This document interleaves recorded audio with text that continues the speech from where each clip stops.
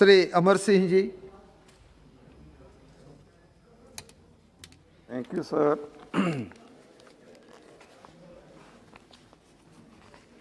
सभापति साहब बहुत धन्यवाद सर। फाइनेंस बिल 2020 का मैं बहुत सारी बातों पे विरोध करने के लिए खड़ा हुआ हूं। हम सबको पता है कि फाइनेंस बिल जब पेश हुआ है, मुल्क इस वक्त इतिहास की सबसे मुश्किल घड़ी से गुजर रहा है।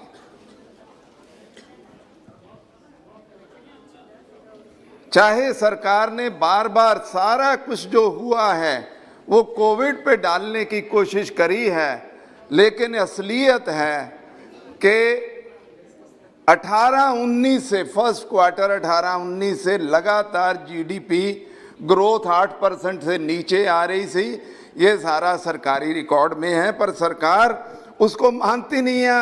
आपकी मर्जी है, लेकिन पेंडेमिक के पहले भी जीडीपी हमारी इकोनॉमी नीचे जा रही थी। अब पेंडेमिक तो बहुत ही सीरियस हुआ है। सेकंड हाईएस्ट नंबर अपने पास इंडिया का टोटल नंबर पे है। 1,60,000 से ज्यादा मौतें हो चुकी हैं। कोविड ने इकोनॉमी का तो नुकसान किया ही किया, हेल्थ सेक्टर का और हेल्थ का बहुत नुकसान किया, एम्प्लॉयमेंट का बहुत नुकसान किया। बहुत सारे लोग अनएम्प्लॉयड हो गए, जो एम्प्लॉयमेंट में रह गए उनकी तनख्वाहें कम हो गई। न्यूट्रिशन पे बहुत फर्क पड़ा। गरीब लोग जिनके पास पैसे नहीं थे वो खाना पूरा नहीं खा पाए, और गवर्नमेंट का अपना जो नेशनल फैमिली हेल्थ सर्वे सभी हुआ है वो बहुत सारी बातें प्रूव करता है। मैं उसमें बाद में बोलूंगा। एजुकेशन में डिजिटल डिवाइड कंट्री में बिल्कुल सामने आया। कहना बहुत आसान है कि अपन कंप्यूटर पे एजुकेशन कर देंगे, पर जाके तो देखो इंटरनेट किसके पास है, लैपटॉप किसके पास है, किसके घर में गांव में इंटरनेट है। और जो सबसे बड़ी बात नजर आ रही है इस मुल्क में, और मैं धन्यवादी हूं वित्त मंत्री जी मेरी बात सुन रहे हैं आप, इस मुल्क के जिस स्पीड से इनइक्वालिटी ना बराबरी बढ़ रही है, और आप एनडीए सरकार बीजेपी सरकार मेंशन करने को तैयार नहीं है। आपकी अपनी फिगर 2017 की कह रही हैं कि 73% of wealth generated in the country went to 1%। This is all official figures. किधर को मुल्क ले जा रहे हैं उसका मेंशन तक नहीं बजट में किया गया। वो मैं अपने भाषण में बात कहूंगा।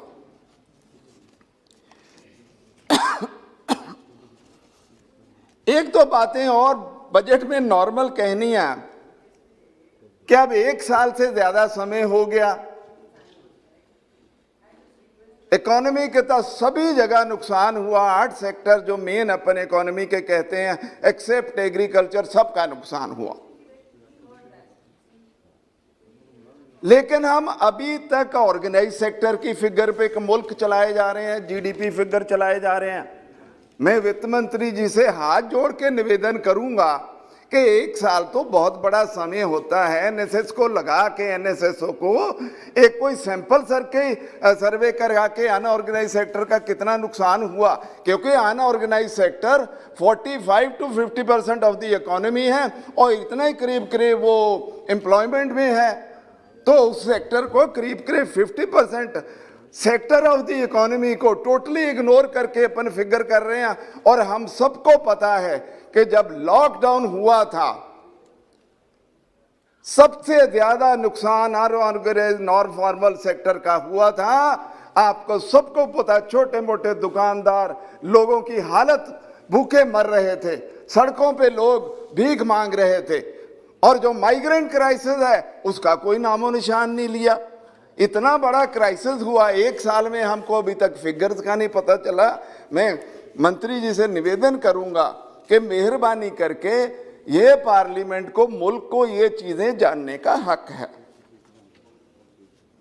अब क्योंकि कॉन्ट्रैक्शन हुई है, नेगेटिव ग्रोथ है, तो रीबाउंड तो होना ही होना है। जब नॉर्मल एक्टिविटी लॉकडाउन के बाद हुई, धीरे धीरे मुल्क जब नॉर्मल हुआ तो रीबाउंड तो होना ही होना है। सवाल वो नहीं है जीडीपी का वित्त मंत्री जी, सवाल ये है कि अपन 18-19 और 19-20 की जीडीपी फिगर्स में कब पहुंचेंगे, वो हमें जवाब दीजिए। ये तो ठीक है, जब पहले क्वार्टर में 24% नेगेटिव हो गया, अब 8 से 10% सारे लोग कह रहे हैं कि ओवरऑल इस साल का नेगेटिव रहेगा, तो अगले साल अगर 10% ग्रो भी कर जाएंगे तो दैट मीन जीरो पे आ गए, तो वो कौन सी प्राप्ति है। तो हमें ये बताइए 18-19, 19-20 पे अपन कब पहुंचेंगे। और ये इनइक्वालिटी वाला आप क्या कर रहे हैं, मैं उस पर जरूर जानना चाहूंगा आपसे। अब जब अपन बजट की बात करें, आपने जो फिगर्स दिए हैं, आपने कहा कि अब 34,83,236 करोड़ खर्चा करेंगे इस साल और 1% रिवाइज्ड एस्टिमेट 20-21 से ज्यादा करेंगे। ठीक बात है,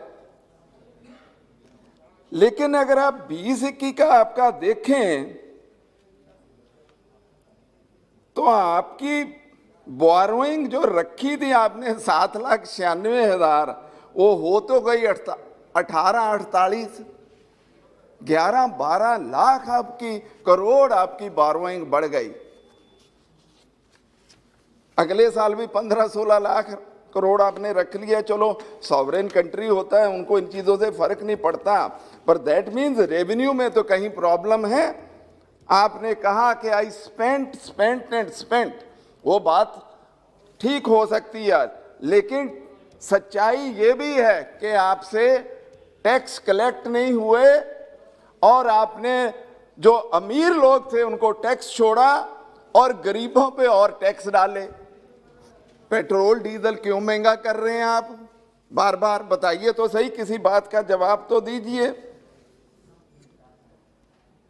19 में आपने 1.5 लाख करोड़ कारपोरेट टैक्स छोड़ा।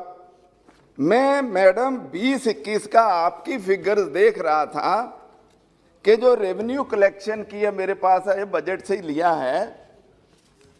देखो जीएसटी में मतलब 20-21 का आपका बी और आरई में क्या फर्क है। जीएसटी 1,75,000 करोड़ कम हुआ है, जो आप कह रहे हैं बी और आरई में, हम तो उसी को फिगर मान रहे हैं। कारपोरेशन टैक्स 20-21 में 2,35,000 करोड़ कम हुआ है। कितना? 2,35,000 करोड़ कम हुआ है, आपकी फिगर है। और इनकम टैक्स 1.8 लाख करोड़ कम हुआ और एक्साइज ड्यूटी 1 लाख करोड़ से ज्यादा बढ़ गई, सारी पेट्रोल डीजल वाली। कस्टम ड्यूटी करीब करीब आपकी उतनी है, थोड़ी सी 10-15 हजार करोड़ कम हुई है।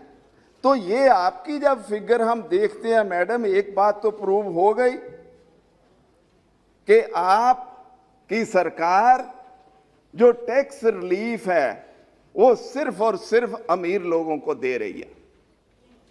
आपने पेट्रोल डीजल महंगा कर दिया है, इन्फ्लेशन होगी, प्राइसेस बढ़ेगी, चारों ओर हो हल्ला हो रहा, पर आप किसी की सुनते नहीं है। एक्साइज ड्यूटी इतनी बढ़ा दी है, मैं तो कहना चाहूंगा कि इसको वापस लेके जब आप जवाब दें तो आपको कहना चाहिए कि नहीं, हमने वापस ले लिया। एक जो और नेगेटिव ट्रेंड नजर आया मैडम, जो मैं आपके नोटिस में और सारे अगस्त सदन के नजर में लाना चाहता हूं, आप सेंट्रलाइजेशन ऑफ टैक्सेस कर रहे हैं। आपने सेस और सरचार्ज इतने बढ़ा दिए हैं कि करीब करीब 24% ऑफ रेवेन्यू अब सेस और चार्ज हो गए। सेस और चार्ज का था, आपको तो फायदा हो गया, स्टेट्स को नुकसान हो गया, क्योंकि आप उनके साथ शेयर तो करते नहीं हैं। क्या सूबे इस मुल्क का हिस्सा नहीं है? मैं वित्त मंत्री जी से पूछना चाहूंगा, अगर अपन फैक्ट्स फिगर पे जाएं, 60% से ज्यादा खर्चा सूबा सरकारें करती हैं, सेंटर 35-40% करता है। और अपन उनको ये सरचार्ज और सेस लगा के उनको बेचारों को दूसरी ओर कर रहे हैं। तो ये मैं पूछना चाहता हूँ, अच्छा 20-21 में आपने 2.3 लाख करोड़ स्टेट्स को कम दिया उनके शेयर से, 25% आपने जीएसटी कंपनसेशन, तो स्टेट्स को कहाँ ले जाना है आपको? वो इसी मुल्क का हिस्सा है। प्रधानमंत्री जी का नारा कोऑपरेटिव फेडरलिज्म है, तो कहीं तो कोऑपरेशन नजर आना चाहिए। ये बेनती करूंगा कि जब आप जवाब दें, ये टैक्स सारे कंपनसेट कर दीजिए। इस साल आपने एक एडिशनल सेस और लगा दिया, एग्रीकल्चर इंफ्रास्ट्रक्चर डेवलपमेंट सेस। वैसे जो सीएजी की मैं रिपोर्ट देख रहा था, सीएजी कह रहा है कि कभी भी सेस और सरचार्ज, वैसे आपको तो सारा पता ही है कि कभी भी वो जिस पर्पज के लिए लिए जाते हैं उनको ट्रांसफर नहीं होते। 18-19 की फिगर्स कंसोलिडेटेड फंड की सीएजी ने कहा है कि करीब 1.64 लाख रिफंड नहीं किया वो अपना जिन को जाना चाहिए। तो ये अपन क्या कर रहे हैं? सेस किसी के नाम पे कलेक्ट करे जा रहे, फिर उनको देते नहीं हैं। और जीएसटी कंपनसेशन सेस अपना सीएजी कह रहा है 47,272 करोड़, पहले 2 साल का अभी तक आपने नहीं दिया। मैडम हाथ जोड़ के निवेदन है, ये स्टेटों को दे दीजिए, स्टेटों की हालत बहुत खराब है। अच्छा, फिर कस्टम ड्यूटी आपने जो बढ़ाई है उस पर मुझे ऑब्जेक्शन है। आपने कस्टम ड्यूटी काहे पे बढ़ाई है? मैं कहा मैडम स्क्रू नट बोल्ट ये तो इतनी कॉमन चीज है, ये तो हर घर में, हर खिड़की पे, हर दरवाजे पे लगती है, उसका आपने 10% से 15% कर दिया। रेल प्रोजेक्ट्स का नील से 5% कर दिया। इलेक्ट्रॉनिक टॉय का आपने 5 से 15% होता, बच्चों के खिलौने उन पे आपने कर दिया। क्या ये सारी चीजें भाव नहीं बढ़ाएंगी? ये सारी वापस लेनी चाहिए, ये मेरी आपको बेनती है। अच्छा, डिसइन्वेस्टमेंट के जो टारगेट आप रख रहे हैं 1.75 लाख करोड़ आपने रखा, मैडम आपका टारगेट कभी पूरा नहीं हुआ। मेरे पास आपकी पिछले 6 साल की फिगर्स हैं, 15-16 से सिर्फ 2 साल पूरा हुआ, 17-18 और 18-19, और दोनों साल जब LIC और ONGC जैसी कंपनी से आपने दूसरे शेयर खरीदवा दिए तब पूरा हो गया। और इस साल तो आपका 2,10,000 करोड़ का सिर्फ आप ही बता रहे हैं कि सिर्फ 32,000 करोड़ हुआ, तो आपका 1,75,000 करोड़ कैसे हो जाएगा ये समझ नहीं आ रहा। इस पे आप कुछ ना कुछ हम लोगों को बताने की कोशिश करिए। और वैसे 1.5 लाख करोड़ के करीब PSUs आपको गवर्नमेंट ऑफ इंडिया शेयर या डिविडेंड या टैक्स देते हैं।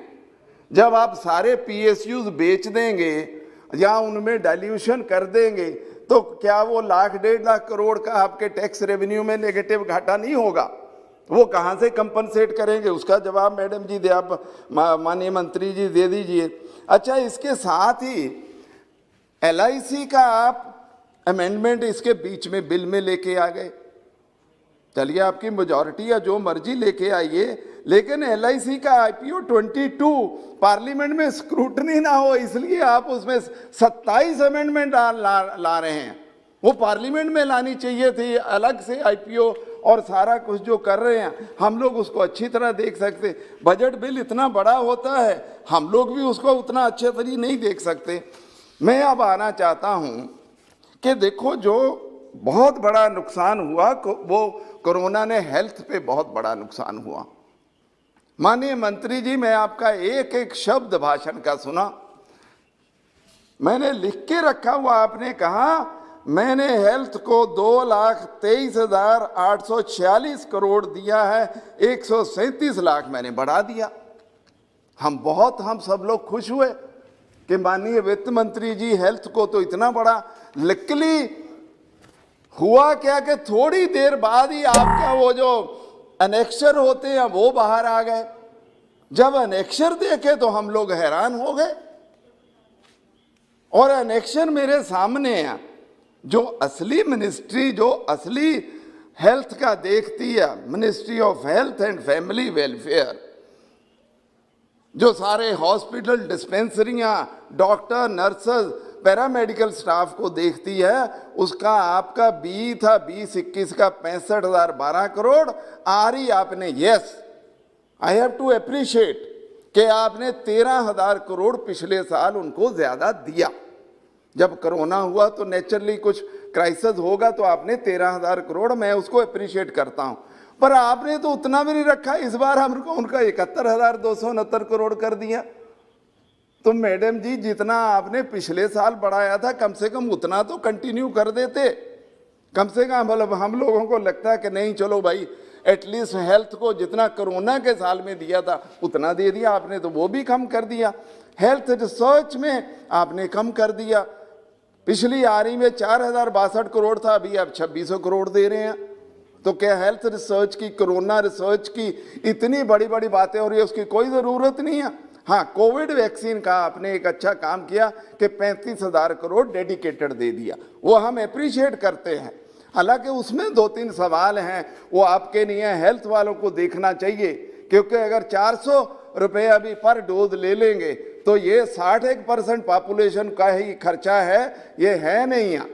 अगर अपन को 100% को करना या 80% को भी करना हर्ड इम्यूनिटी के लिए, तो पैसे तो और चाहिए। पर लेकिन आपने कहा था कि हम इसको बढ़ा देंगे, तो मैं इस पर उससे ज़्यादा कुछ नहीं कहना चाहता। लेकिन आपने काम अच्छा किया है, क्योंकि वाटर एंड सैनिटेशन और meaningful health, for meaningful health अच्छा है वो काम, पर उसको हेल्थ के बजट में आप कैसे जोड़ रहे हैं? आपने काम सही किया है, हम उसका विरोध नहीं करते हैं, क्योंकि ड्रिंकिंग वाटर, सैनिटेशन बीमारियां पैदा करने में बहुत बड़ा योगदान देते हैं। ये अच्छा काम किया आपने, उसके 60,000 करोड़ रखा, लेकिन उसको हेल्थ में जोड़ दिया। लेकिन साथ ही आपने जो फाइनेंस कमीशन की मैडम ग्रांट्स होती है वो तो 5 साल के लिए होती है, 1 साल की तो मेरा ख्याल नहीं होती है। जो मेरी अंडरस्टैंडिंग है, मैं ब्यूरोक्रेट रहा हूँ, फाइनेंस कमीशन की ग्रांट्स 5 साल के लिए होती हैं। वो फिगर दे देते हैं, लेकिन वो सरकार उनको बांटती रहती है। अगर ये 1 साल के लिए, फिर तो हेल्थ को 13,192 करोड़ और मिल रहे हैं, पर मेरा ख्याल ये 5 सालों के लिए। और वाटर एंड सैनिटेशन के 36,000 करोड़ है। तो कहने का मतलब, अगर वाटर एंड सैनिटेशन को मैं जोड़ूं तो वो तो 93,000 करोड़ तो उसी का बन जाता है 2,23,000 करोड़ में। तो इसलिए उसको ना जोड़े, अपन हेल्थ वाले, आयुष का आपने बजट बढ़ाया है, वो मैं अप्रिशिएट करता हूं। तो कहने का मतलब कि आपको देखो, मुल्क में जो जब कोरोना शुरू ही हुआ था, मैं किसी का नाम नहीं ले रहा हूं, लेकिन बड़े बड़े प्राइवेट अस्पताल बंद करके भाग गए थे। मुझे तो पंजाब की जानकारी है, दूसरी स्टेटों में भी हुआ होगा। ये हमारा सरकारी तंत्र, जिसको हम इनएफिशिएंट, हम सारी बातें कहते हैं, आखिरकार सरकारी डॉक्टरों, सरकारी नर्सों, और ये नहीं, असली काम जो किया वो आशा वर्कर्स, आंगनवाड़ी वर्कर्स, वो बेचारे छोटे छोटे लोग जो हेल्थ में और सोशल वेलफेयर में काम करते हैं, अल्टीमेटली उन्होंने केसेस की ट्रेसिंग करी। कहीं तक अपन ने मेंशन भी नहीं उनका नाम किया। और कोरोना के लिए इसलिए मेरा कहना है कि ये जब तक अपन ह्यूमन रिसोर्स नहीं बढ़ाएंगे हेल्थ डिपार्टमेंट का, तब तक हम इस जैसी, भगवान ना करे कि इस तरह की त्रासदी कभी दोबारा शुरू हो जाए, लेकिन हम मुकाबला नहीं कर पाएंगे। बहुत लोगों को तकलीफ हुई, हॉस्पिटल में बेड नहीं मिलते थे। हम एज एमपी सिफारिशें डालते थे प्राइवेट हॉस्पिटलों के, यार रख लो इसको, पैसे तो उसने देने ही हैं। मुझे मालूम है, मैं नाम नहीं लेना चाहता हूं, 10-10, 15-15 लाख रुपए एक पेशेंट का चार्ज करते थे प्राइवेट हॉस्पिटल, जो थोड़े से बेटर ऑफ थे। कौन इतना बड़ा खर्चा कौन कर सकता है? असली बात जो हेल्थ में है, मैडम मैं इसलिए हेल्थ वाला बोल रहा हूं क्योंकि you as finance minister you can do, क्योंकि हेल्थ मिनिस्टर तो जितना बजट दे रहा उसमें ऑपरेट कर सकते हैं। सर ये मैं तो पहला ही अभी स्पीकर हूं, आज मेहरबानी रखे थोड़ी सी। अभी तो चालू किए हैं साहब। नहीं अल्ले अपनी बात रखो, मगर आपकी पार्टी का टाइम है 23 मिनट्स, 23 मिनट है, आप बोलो।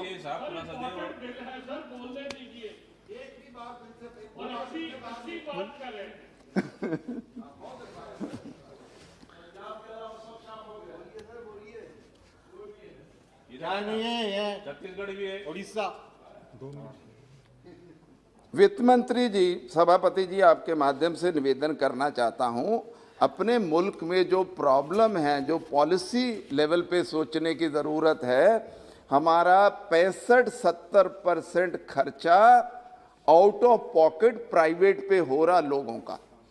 इसलिए आपके सामने रखना चाहता हूं कि ये हेल्थ मिनिस्ट्री नहीं कर सकती, आपको कुछ करना होगा पॉलिसी पे, आपको प्रधानमंत्री जी को करना होगा कि ये आउट ऑफ पॉकेट जो इस मुल्क में, we are the highest in the world out of pocket वाले एक्सपेंडिचर पे, इसको कैसे अपन 10-20%, 30% पे लेके आए, वो एक बहुत बड़ी होगी। और वो तब होगा जब आप public expenditure on health infrastructure पे और हेल्थ ह्यूमन रिसोर्सेज पे बहुत बढ़ाएंगे।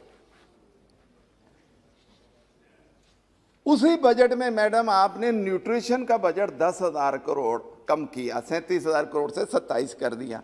मैडम ये तो आपका ही survey, national family health survey 5th round जो है, वो कह रहा कि wasting, stunting, malnutrition, anaemia पिछले 5 साल में 15-16 से 19-20 से बहुत बढ़ा है। कम से कम उसको और कुछ नहीं तो उतना तो मेंटेन कर दीजिए, ये मेरा निवेदन है। अब अगर अपने एम्प्लॉयमेंट में आए तो मैडम उसमें एग्रीकल्चर ने बहुत मदद करी है। 8 कोर सेक्टर में एग्रीकल्चर था जो ग्रो करता रहा, लेकिन जब उसका बजट देखें, उसको डिवाइड करें तो सारे का सारा, इवन मैं टोटल देखूं, अगर मैं उसकी डिटेल में नहीं जाता क्योंकि सभापति कह रहे जल्दी करो, तो आपका 20-21 का 1,46,000 करोड़ था। आरई आपने 1,28 किया, अब आप 1,35 कर रहे हो, तो इसका मतलब पिछले 20 से भी आप कम कर रहे हो। अच्छा, वो तब जब इतने मैसिव प्रोटेस्ट चल रहे हैं सारे मुल्क में और वो मांग कर रहे हैं कि कानून वापस लो और मिनिमम सपोर्ट को लीगल राइट बनाओ, तब आप उनका बजट कम कर रहे हो। मेरा कहना था, अच्छा इसके साथ वही नहीं, आपने तो 10,000 करोड़ उसका भी कम कर दिया। प्रधानमंत्री किसान योजना का 75,000 से 65,000 करोड़ कर गया। कम से कम उसको तो उतना तो रख लेते जितना पिछली बार चल रहा था। तो मेरा कहने का मतलब है, एग्रीकल्चर में एक तो अपन को वो लॉज पे आपको फैसला लेना चाहिए, उनको वापस लेना चाहिए, लेकिन अगर ये गवर्नमेंट ने फैसला ही ले लिया कि किसानों को पनिश करना, तो फिर आपकी मर्जी है। पर ये वो अन्नदाता हैं जो इस मुल्क को, हर आदमी को खाना देते हैं। मैडम जो एम्प्लॉयमेंट में एक और डिपार्टमेंट है जिसने बहुत मदद करी, वो रूरल डेवलपमेंट है और मनरेगा का अपन को सबको पता। और मुझे आपको अप्रिशिएट करना होगा, लास्ट ईयर में जो 1 लाख करोड़ से ज़्यादा आपने मनरेगा का दिया, मैं अप्रिशिएट करता हूँ उस बात को। पर इस बार आपने 38,000 करोड़ कम क्यों कर दिया? आपको लगता है कि इस बार मजदूर नहीं है? इस बार उसके कभी भी डिमांड पूरी नहीं होती नरेगा की। मैडम मेरा कहना है कि आप बिल्कुल उस जो 1 लाख करोड़ वाला था उसको जारी करिए। हम सारा हाउस आपको धन्यवाद का मैं प्रस्ताव रखूंगा कि पास करेंगे, पर नरेगा का बजट कम ना करें। और बल्कि एम्प्लॉयमेंट के लिए कोई अर्बन नरेगा, वित्त मंत्री जी, सभापति जी, कोई अर्बन नरेगा शुरू करें। क्योंकि देखो जो माइग्रेंट क्राइसिस हुआ था, अगर कहीं पब्लिक सेक्टर का कोई प्रोग्राम होता तो गरीब गुरबे वो जो सड़कों पे चल रहे थे, वो जो फोटोआं देखी नहीं जाती थी, मैं तो एक फोटो आज तक नहीं भूल सकता। एक पता नहीं नोएडा की कहाँ थी, वो सूटकेस एक लेडी खींच रही और बच्चा उस पर सो रहा। मैं सारी जिंदगी शायद वो फोटो नहीं भूल पाऊंगा। कृपया समाप्त कीजिए। तो कहने का मतलब नरेगा नहीं, अर्बन नरेगा चलाइए और MP लैड हमें दीजिए, हम लोगों की मदद करते थे। उसको क्यों आप करे जा रहे हैं? और ये कौन सा, अच्छा 700 750 है, 3,500 करोड़ है। वित्त मंत्री जी, सभापति जी, इस पे तो मदद कर दीजिए, आपका भी तो पैसा गया। अच्छा, लोकसभा वालों को तो बहुत तकलीफ होती है साहब, लेकिन चुपचाप बैठे हैं। उधर वाले सब लोग बोलते हैं, हम लोग बोलो साहब बोल के चुपचाप बैठे हैं, लेकिन उधर सपोर्ट कीजिए। बैठ जाइए, आप समाप्त कीजिए। एम्प्लॉयमेंट में मैं मैडम पूछना चाहता हूं कि कम से कम जो सीए, देखो एनएसएसओ का कोई डेटा बाहर नहीं आ रहा, सीएमआई जो centre for monitoring Indian economy वो डेटा दे रहा है, हम उसी को पढ़ के बहुत सारी बातें कह रहे हैं। तो वो तो कह रहा कि बहुत बड़ा 1.5 से 2 करोड़ जॉब लॉस हो गया लॉकडाउन और पेंडेमिक में। आप क्या करेंगे? आपने एक शब्द नहीं बोला। तो मेरी बेनती है मैडम, इस पे कुछ ना कुछ हमें बताइए, कितनी जॉब लॉसेस हुई, उसको कैसे रिकूप करना है, इस पे आप कुछ बता दीजिए। अच्छा, डिफेंस बजट में मैं आधा मिनट लूंगा सर। डिफेंस में, क्योंकि आप लोग तो चाइना का नाम भी नहीं लेना चाहते, प्रधानमंत्री जी पड़ोसी कंट्री कहते रहते हैं। अरे चाइना आया था ना, अब ना क्यों ले रहे? चलो वो कोई डिप्लोमेटिक इशू हो सकता है, मैं उस पर आपको एम्बेरस नहीं गवर्नमेंट को करना चाहता। That may be A diplomatic issue, that's okay. हाँ, वो उसमें मैं नहीं बोलना चाहता। लेकिन मैडम, जो आपने डिफेंस का अगर बजट का एनालिसिस करें, जब से आपकी सरकार आई है, कैपिटल एक्सपेंडिचर यूपीए के टाइम में 10, 11, 12, 13, इवन 13, 14 तक 36% ऑफ द टोटल बजट था कैपिटल एक्सपेंडिचर। अभी वो 25 से 20% रह गया। तो ये क्यों कर रहे हो? अच्छा, कैपिटल एक्सपेंडिचर आपने 1,34,000 करोड़ किया था आरई में, वो 1/4 आपने फिर रख दिया। थोड़ा सा तो बढ़ा देना था। डिफेंस वाले मेरा ख्याल एक्सपेक्ट कर रहे थे कि आप लोग बहुत सारा कुछ देंगे, लेकिन वो नहीं मिला है, वो मैं कहूँगा।